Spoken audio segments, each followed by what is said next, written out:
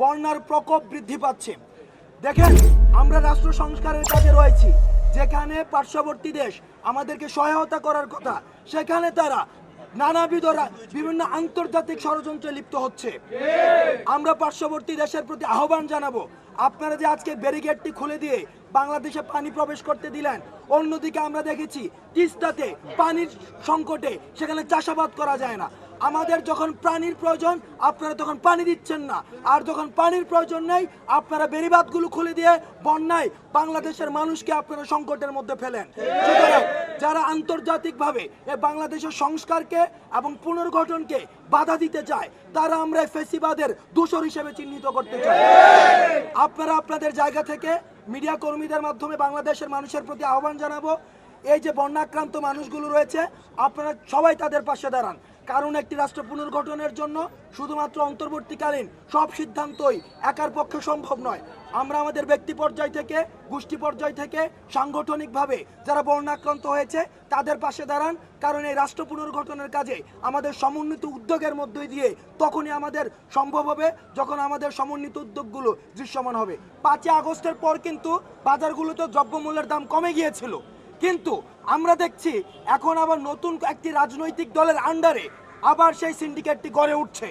আমরা এই সিন্ডিকেট থেকে সতর্ক করে দিতে চাই, আপনারা যদি জনমুখী কোনো সিদ্ধান্তের বাইরে গিয়ে সিন্ডিকেট বা মাফিয়াতন্ত্র তৈরি করে বাজার ব্যবস্থাপনার মধ্যে কোনো ধরনের অসন্তুষ্টি তৈরি করেন, তাহলে ছাত্র নাগরিক যেভাবে শেখ হাসিনাকে যেভাবে গদি থেকে নামিয়েছিল, ঠিক একইভাবে এই যে সিন্ডিকেটগুলোর বা মাফিয়াতান্ত্রিক যে সিন্ডিকেটগুলো রয়েছে সেই সিন্ডিকেটগুলো সমূলে উৎপাটন করবে।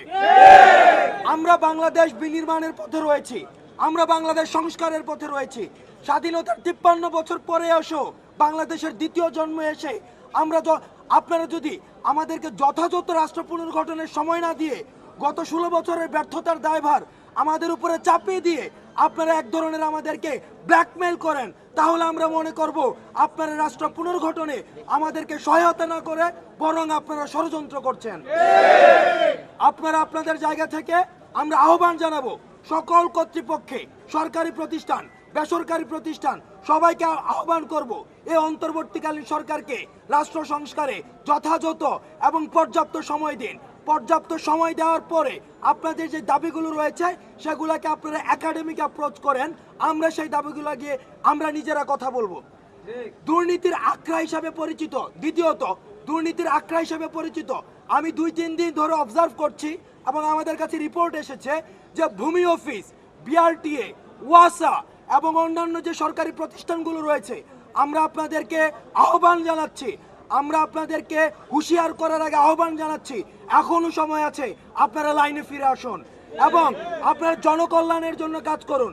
আপনারা যদি এই দুর্নীতির শৃঙ্খল আরো বৃদ্ধি করেন, তাহলে জনগণ আপনাদের 5 আগস্টের মতো, বঙ্গভবনের মতো, সংসদ ভবনের মতো ভূমি অফিসগুলো, বিআরটিএ, ওয়াসা এগুলোর সবগুলোর একই ধরনের পরিণতির জন্য আপনারা প্রস্তুত হন।